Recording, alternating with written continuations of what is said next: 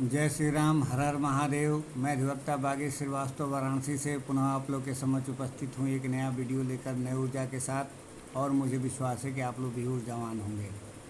हम लोग चर्चा कर रहे थे भारतीय न्याय संहिता सन 2023 के विभिन्न धाराओं का, जिसमें हम लोग देखे पिछले धाराओं में कि कब आपराधिक मानववध होगा और कब आपराधिक मानववध हत्या की श्रेणी में आ जाएगा। और हत्या के भी 5 अपवाद हम लोगों ने देखा। अपवाद 1 के भी अपवाद हम लोगों ने देखा कि कब जो है आपराधिक मानववध हत्या की श्रेणी में नहीं आता है, सिर्फ आपराधिक मानववध की ही श्रेणी में आता है। अब आगे हम लोग देखेंगे कि एक व्यक्ति की मृत्यु होती है तो देखिए, जो हम लोग पीछे शुरू में जब वीडियो हम बनाना चालू किए थे तभी हमने कह दिया था इस अध्याय के पर्पज से कि एक व्यक्ति की मृत्यु होती है, लेकिन जो कारित करने वाला व्यक्ति होता है उसका आशय क्या है, मोटिव क्या है और किस तरीके से हत्या हो रही है, किस परिस्थिति में हत्या हो रही है, मृत्यु हो रही है, उसके ऊपर डिपेंड करता है कि दंड का स्वरूप क्या होगा। यदि आपराधिक मानववध की श्रेणी में आ रहा है तो आजीवन कारावास तक हो सकता है, 5 साल या 10 साल तक की सज़ा हो सकती है, जुर्माना हो सकता है। हत्या की श्रेणी में आएगा तो मृत्युदंड से हो सकता है। तो इन सब चीज़ों का हमने देखा। अब आगे देखेंगे कि अन्य तरीके से किसी व्यक्ति की मृत्यु कारित होती है तो उसमें सज़ा का क्या प्रावधान है, क्योंकि अभी तक हम लोगों ने सिर्फ देखा आपराधिक मानववध क्या होता है और हत्या क्या होता है। अब आगे देखेंगे कि आपराधिक मानववध के लिए दंड क्या होगा, हत्या के लिए दंड क्या होगा, या कई व्यक्तियों द्वारा मिल कर के कोई हत्या किया जाता है किसी की, या आपराधिक मानववध किया जाता है तो उसका दंड क्या होगा। तो आगे इसको देखा जाएगा। शुरुआत करते हैं। शुरू करने से पहले मेरा निवेदन है, यदि आप मेरे इस चैनल पर नए हैं तो कृपया सब्सक्राइब कर लें, बेल आइकन पर क्लिक कर दें ताकि मैं ऐसे ही छोटे छोटे वीडियो जब भी कोई अपलोड करूं तो आपको इसकी सूचना तुरंत मिल जाए। आते हैं वीडियो पर। धारा 102 कहता है culpable homicide by causing death a person other than person whose death was intended. मतलब कि जिस व्यक्ति की मृत्यु कारित करने का आशय था उससे भिन्न व्यक्ति की मृत्यु करके आपराधिक मानववध, मतलब जिस व्यक्ति को हम मारना चाहते हैं उसको न मार करके किसी और व्यक्ति की मृत्यु हो जाती है, लेकिन मेरा इंटेंशन उस व्यक्ति को मारना ही था, तो एक प्रकार से ये एक्सलेटर का नियम हो जाता है, वो उस विस्तार तक चला जाता है। यानी कि मेरा इंटेंशन का जो विस्तार उस व्यक्ति को कारित करने का था वो विस्तार उस व्यक्ति पे चला जाता है जिस व्यक्ति को मारा गया है। तो ये धारा 102 यही कह रहा है कि if a person by doing anything which in intents are knows to be likely to cause death commits culpable homicide by causing the death of any person whose death he neither intends nor knows himself to be likely to cause, the culpable homicide committed by the offender is of the descriptions of which it would have been if he had caused the death of the person whose death he intended or knew himself to be likely to cause। अर्थात यदि कोई व्यक्ति कोई ऐसे कृत्य द्वारा जिससे उसका आशय मृत्यु कारित करना हो या जिससे यह जानता हो कि मृत्यु कारित होना संभाव्य है, किसी व्यक्ति की मृत्यु कारित करके जिसकी मृत्यु कारित करने का न तो उसका आशय हो और न वह यह संभाव्य जानता है कि वह उसकी मृत्यु कारित करेगा, आपराधिक मानववध करे, तो अपराधी द्वारा किया गया आपराधिक मानववध उस भांति का होगा जिस भांति का वह होता यदि वह उस व्यक्ति की मृत्यु कारित करता जिसकी मृत्यु कारित करना उसके द्वारा आशित था या यह जानता था कि उसके द्वारा उसकी मृत्यु कारित होना संभाव्य है। मतलब इसको एक उदाहरण से हम समझ लेते हैं कि ए द्वारा बी को गोली से शूट किया जा रहा है और वह व्यक्ति जो ही गोली ए द्वारा बी को मारने के लिए गोली को चलाया जाता है बंदूक से गोली, त्यों ही बी बैठ जाता है और उसके पीछे एक व्यक्ति खड़ा है जो कि जिसको उसको मारने का कोई इंटेंशन एक को नहीं था, फिर भी उसको तुरंत गोली लग जाती है और वह व्यक्ति मर जाता है। तो जो इंटेंशन मारने का बी का था वो पूरी की पूरी विस्तार होकर के ए का उस व्यक्ति के विरुद्ध हो जाता है जिसको मारा गया है, यानी कि सी नामक व्यक्ति के खिलाफ जो है आपराधिक मानववध का श्रेणी में आ जाएगा या हत्या की श्रेणी में आएगा, जो भी उसका कृत्य जिस कंडीशन में हो। अब इसके बाद से आते हैं हम लोग जो बार बार हम लोग देख रहे थे, अब इधर से हम लोग देखेंगे दंड के बारे में। तो दंड के बारे में पनिशमेंट ऑफ मर्डर। अब इसमें देखिए ये जो ग्रीन है ये एक नया अमेंडमेंट करके 2023 में डाला गया है, पुराने वाले एक्ट में 302 में नहीं था। अब इसको देख लेते हैं। 103 का उपधारा 1 क्या कह रहा है कि whoever commits murder shall be punished with death or imprisonment for life and shall also be liable to fine.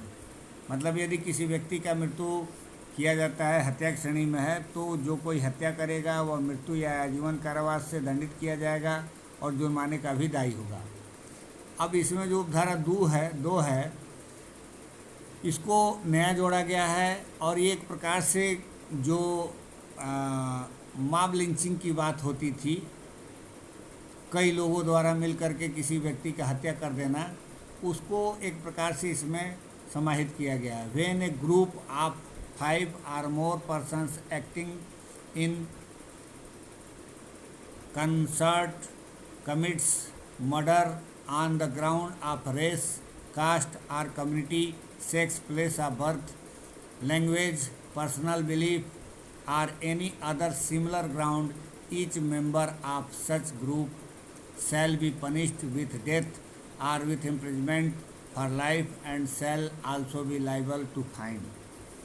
अब ये कह रहा है कि जब 5 या 5 से अधिक व्यक्तियों का समूह मिलकर मूल वंश, जाति या समुदाय, लिंग, जन्म स्थान, भाषा, व्यक्तिगत विश्वास या किसी अन्य समरूप आधार पर हत्या कारित करते हैं, तो ऐसे समूह का प्रत्येक सदस्य मृत्यु या आजीवन कारावास के दंड से दंडनीय होगा और जुर्माने के लिए भी दायी होगा। तो एक प्रकार से ये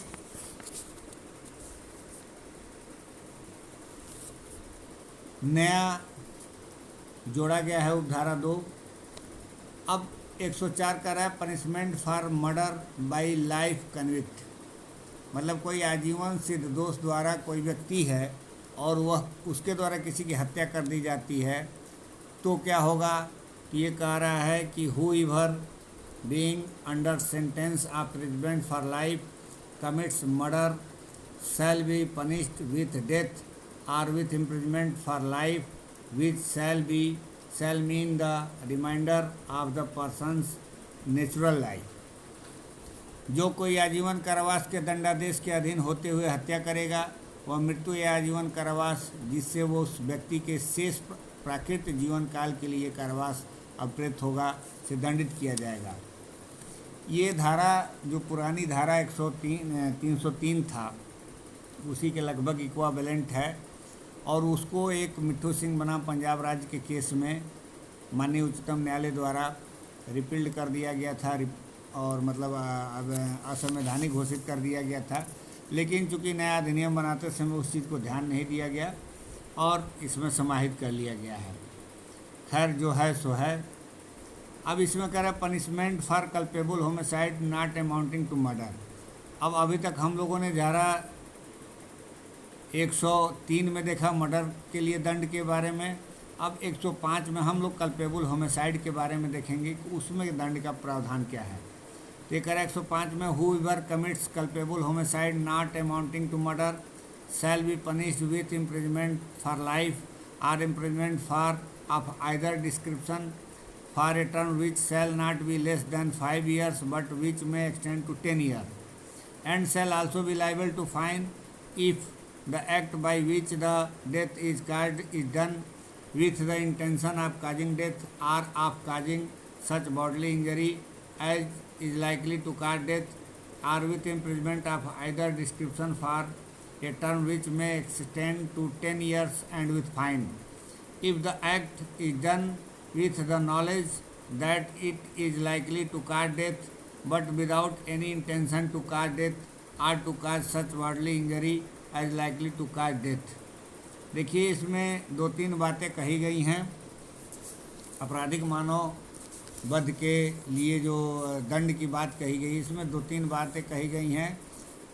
पहला तो कहा गया है कि जो कोई ऐसा आपराधिक मानववध करता है जो हत्या की कोटि में नहीं आता है, यदि वह कार्य जिसके द्वारा मृत्यु कारित की गई है, मृत्यु या ऐसी शारीरिक क्षति जिससे मृत्यु होना संभाव्य है, कारित करने के आशय से किया जाता है। देखिए यहाँ इंटेंशन की बात है।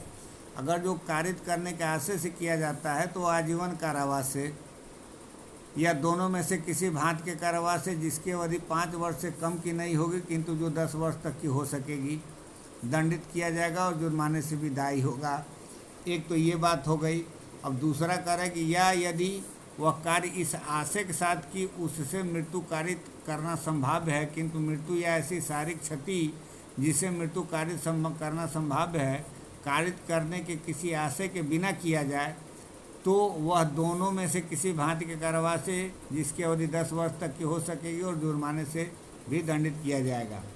मतलब एक तो इंटेंशन के साथ की बात करता है, एक इंटेंशन के बिना की बात करता है कि यदि आपराधिक मानववध किसी का हुआ है, इंटेंशनली अगर जो किया गया है, तो वहाँ आजीवन कारावास तक एक्सटेंड करेगा और वो 5 वर्ष से कम का नहीं होगा, 10 वर्ष तक का भी हो सकता है। अब टर्म्स कंडीशन कैसा होगा न्यायालय के ऊपर डिपेंड करेगा।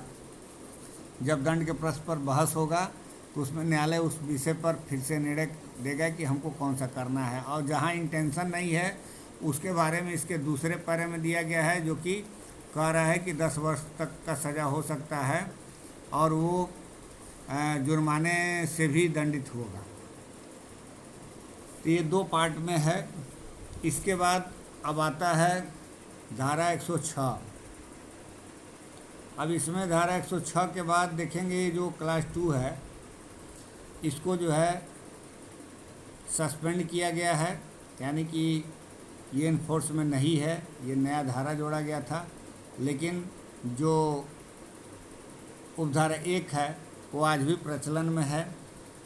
ये कह रहा है causing death by negligence, whoever cause death of any person by doing any rash or negligent act not amounting to culpable homicide shall be punished with imprisonment of either description for a term which may extend to 5 years and shall also be liable to fine.